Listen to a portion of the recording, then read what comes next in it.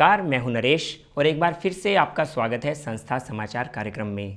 आज हम बात करेंगे कि क्या है आरोपों के पीछे का सच। जहां एक ओर आज आशाराम जी बापू के खिलाफ एक माहौल सा बनाया जा रहा है, वहीं दूसरी ओर बापूजी के समर्थन में भी कई आवाज़ें उठने लगी हैं। शिवसेना प्रमुख, मध्य प्रदेश के वाणिज्य मंत्री और विहिप के मुख्य संरक्षक बापू के समर्थन में सामने आए हैं। शिवसेना प्रमुख उद्धव ठाकरे जी का कहना है कि आशाराम जी बापू को एक षड्यंत्र के तहत फंसाया जा रहा है, उनको बेवजह परेशान न किया जाए। मध्य प्रदेश के वाणिज्य, उद्योग एवं सूचना प्रौद्योगिकी मंत्री श्री कैलाश विजयवर्गीय जी का कहना था, किसी के ऊपर भी इस प्रकार के आरोप लगाना आसान है। आज संत आशाराम जी बापू के अनुयायी दुनिया भर में हैं। ऐसी घटना के कारण उनकी छवि को कितनी ठेस पहुंचेगी, ये बात भी समझनी चाहिए। ये एक साजिश ही हो सकती है। इसी प्रकार विहिप के मुख्य संरक्षक श्री अशोक सिंघल जी का कहना था कि पूरे देश के भीतर एक प्रकार का वातावरण बनाया जा रहा है। हमारे संतों पर झूठे आरोप लगाए जा रहे हैं। हमारे संत आशाराम जी बापू की 75 वर्ष की उम्र है। उनके ऊपर रेप का चार्ज लगाकर उनको गिरफ्तार करना ये कहाँ तक उचित है। ये गिरफ्तारी हिंदू समाज के संतों में निष्ठा, श्रद्धा और सम्मान के भाव को मिटाने के लिए की गई है। जरा सोचिए कि आजकल 3 घंटे फिल्म देखने के लिए तो हम समय निकाल लेते हैं, परंतु भगवान को याद करने के लिए हमारे पास 3 मिनट का समय नहीं है। और तो और माँ बाप की सेवा के लिए जैसे बच्चों के पास समय ही नहीं रह गया है।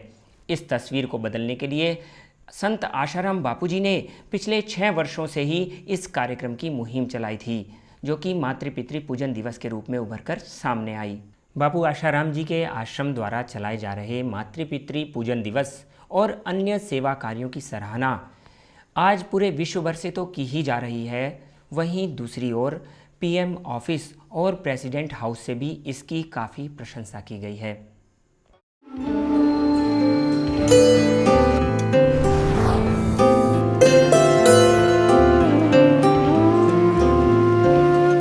14 फरवरी यानी प्रेम दिवस। प्रेम तो पवित्र होता है, लेकिन आज के युवाओं को वैलेंटाइन डे के नाम पर गुमराह किया जा रहा है। स्कूल कॉलेज में पढ़ने वाले लड़के लड़कियां एक दूसरे से मजा मस्ती करें तो उनका और ऐसे देशों का भविष्य किस दिशा में जाएगा। पूज्य बापूजी ने समाज से इस गंदगी को निकालने के लिए एक नई पहल की और असली प्रेम की पहचान करवाई मातृ पितृ पूजन दिवस के रूप में। इतना ही नहीं, बाग बगीचों में जो कुछ इस तरह की हरकतें करते मिले, उन्हें फिर इस वैलेंटाइन डे का जबरदस्त तोहफा भी कुछ इस तरीके से मिला। आइए देखते हैं कैसे पूज्य बापूजी की प्रेरणा से माता पिता के पूजन का ये पर्व मनाया जाता है। पूजन करूं मैं माता पिता का, पूजन करूं मैं माता पिता का, निज संस्कृति अपनाऊं मैं, गुरुवर के संकेत पे चलकर जीवन सफल बनाऊं मैं, गुरुवर के संकेत पे चलकर जीवन सफल बनाऊं मैं।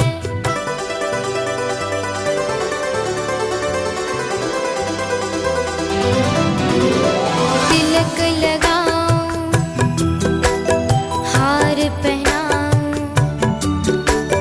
तिलक लगाऊं, हार पहनाऊं, मेरी प्यारी मैया को दीप जलाऊं, पुष्प चढ़ाऊं, दीप जलाऊं, पुष्प चढ़ाऊं, वंदन करता हूँ उनको। भारत पुण्य धरा की महिमा निज आदर्श बनाऊं मैं, भारत पुण्य धरा की महिमा निज आदर्श बनाऊं मैं। पूजन करूं मैं माता पिता का, निज संस्कृति अपनाऊं मैं, गुरुवर के संकेत पे चलकर जीवन सफल बनाऊं मैं।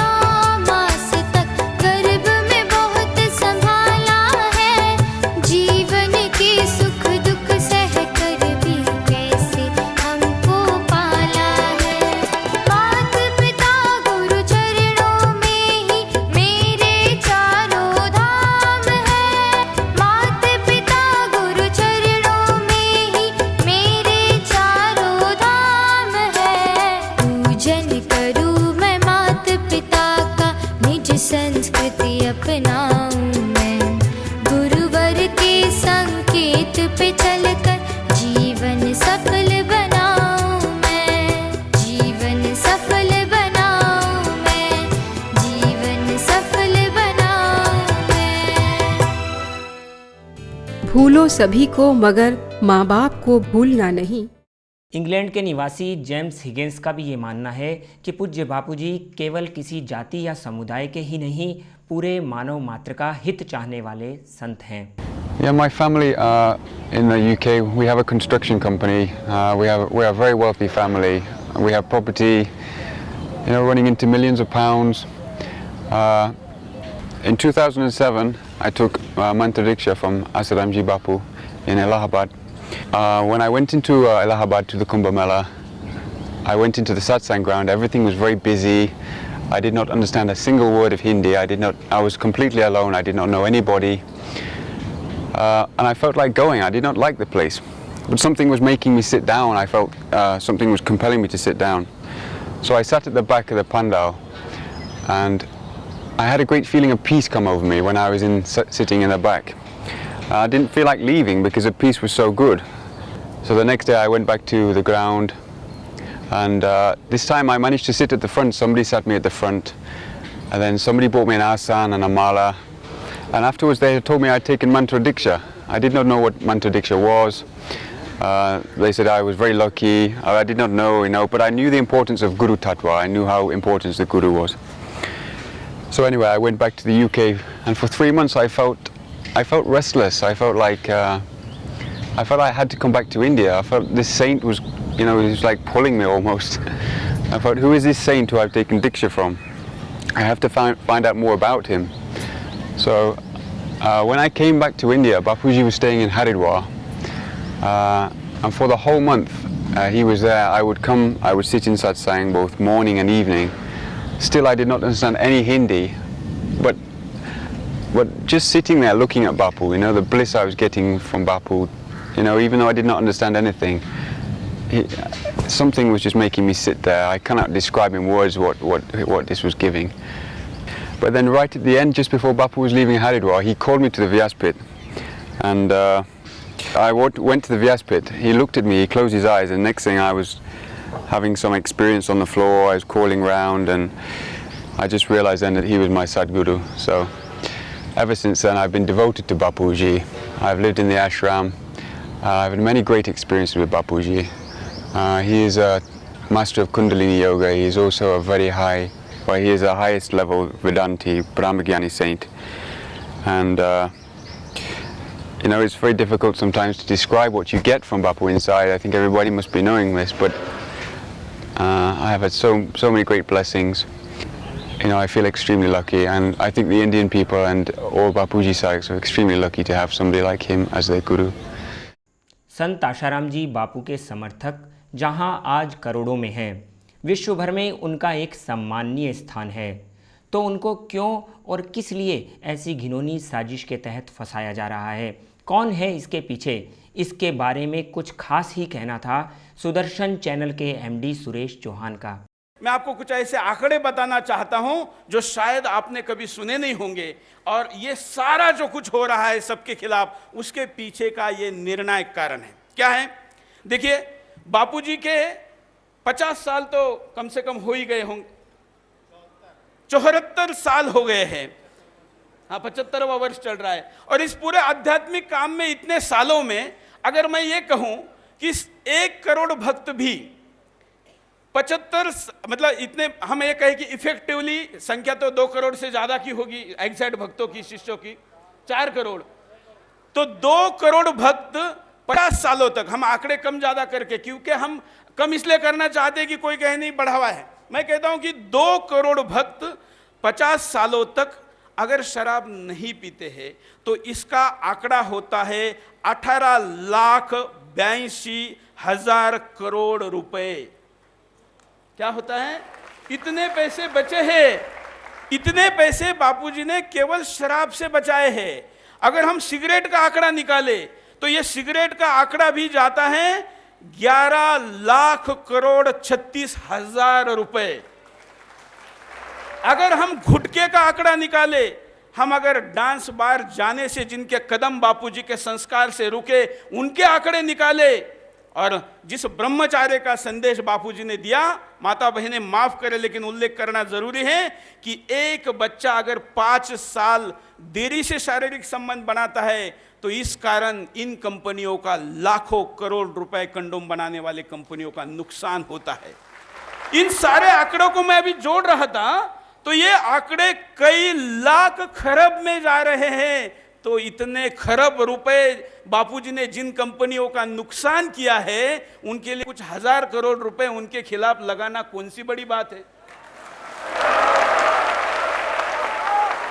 इसके पीछे का असली अर्थशास्त्र यह है, क्योंकि बहुत से लोग कहते हैं, बेचारे इमोशनल होते हैं, उनको क्या पता कि बापूजी को बदनाम करने के लिए कंपनियों को पैसे लगाने की क्या जरूरत है। ये जरूरत है, क्योंकि बापूजी अब और शक्तिशाली होते जा रहे हैं, उनका भक्त परिवार और बढ़ता जा रहा है, विपरीत स्थिति में भी बढ़ता जा रहा है। और ये जो खरबों करोड़ों खरबों, मतलब अगर मैं शून्य लगाने को कहूं तो शायद हम में से कोई नहीं लगा पाएगा, इतने अब तक जो बचाए हैं, अगले आने वाले 5 साल में बापूजी इतना आंकड़ा अगर बचा लेते हैं तो अमेरिका का 1 साल का बजट खराब होता है। 1 साल का बजट अकेले अमेरिका का। यूरोप के देशों की अगर संख्या निकाले तो बापूजी का केवल एक किसी विषय की नशा मुक्ति करवाना यूरोप के देशों का 1 साल का बजट खराब होता है। और उनका काम ही है, उनके लिए दुनिया बाजार है, लेकिन हमारे लिए दुनिया संसार है। ये हम दोनों के बीच के सोच का फर्क है, और इसलिए हम कहते हैं वसुधैव कुटुंबकम। किसी ने कहा कि ये मीडिया वाले बापूजी को समझते क्यों नहीं, तो मैंने कहा जो बाप को नहीं समझे बापूजी को कैसे समझेंगे। क्योंकि बाप समझने के लिए भी भारतीय संस्कृति चाहिए, भारतीय शिक्षा चाहिए, भारतीय संस्कार चाहिए, भारतीय माँ चाहिए, भारतीय सब कुछ भारतीय चाहिए। अब बहुत से लोग तो वहां पढ़ के आए हैं जिनको भारत कहना ही नहीं आता, वो केवल इंडिया ही कह सकते हैं, और हिंदुस्तान कहने की तो उनमें हिम्मत ही नहीं है। कि अगर इसके खिलाफ आवाज नहीं उठी, अगर ऐसी लड़ाई अकेली कभी बापू की है, कभी श्री श्री की है, कभी रामदेव बाबा की है, कभी जयेंद्र सरस्वती की है, ऐसा कहकर अगर हम छोड़ते जाएंगे, अकेले वो लड़ते जाएंगे, और अगर हम इनको अकेले एक साथ आकर नहीं लड़ेंगे तो क्या होगा, आने वाले दिनों में ऐसे अत्याचारी मुगलों के खिलाफ लड़ने के लिए शिवाजी तैयार नहीं होगा, क्योंकि रामदास नहीं रहेगा तो शिवाजी कहां से आए। सबसे बड़ा नुकसान यह है कि रामदास नहीं रहेगा तो शिवाजी कहां से आएगा, यह सबसे बड़ा नुकसान होगा।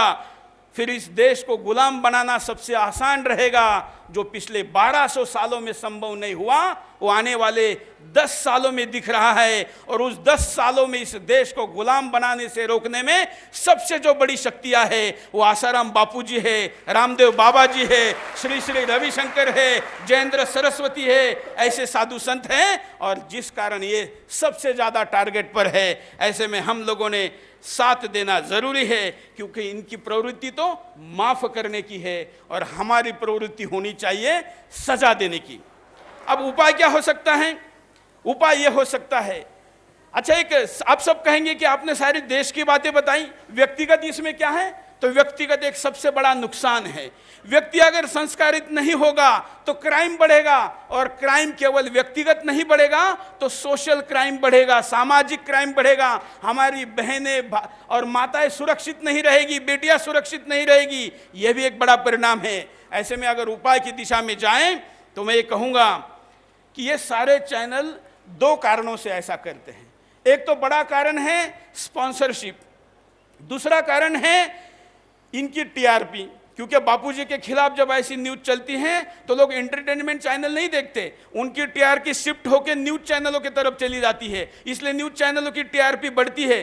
तो एक आसान काम है, बापूजी केवल अपने करोड़ों भक्तों को आदेश दें कि जब भी ऐसी न्यूज शुरू हो जाए वो चैनलों को ऑफ करें। जैसे ही चैनल ऑफ हो गया, 6 करोड़ टीवी अगर इस देश के बंद हो गए तो सारे भोंकने वाले बंद हो गए। बहुत सिंपल उपाय, बहुत सिंपल, कुछ नहीं करने की जरूरत। इसका मतलब केवल इतना नहीं करना है, लेकिन सबसे पहले अगर कुछ करना है तो ये करना है, उसके बाद बाकी चीजें करनी है। उसके दूसरा, सोशल मीडिया में ऐसे चैनलों के जो पेजेस है उसको डिसलाइक करें, अपने आप को उससे डिसएसोसिएट करें, उस पर अपनी बातों को रखें। तीसरा, ऐसे जो सम्मेलन यहाँ पर हो रहा है, ऐसे सम्मेलन तालुका स्तर पर, जिला स्तर पर, राज्य स्तर पर, विभिन्न जगह पर किया जाए और वहां पर विभिन्न लोगों को बुलाया जाए और उनके सामने ये आंकड़े और बातें रखें।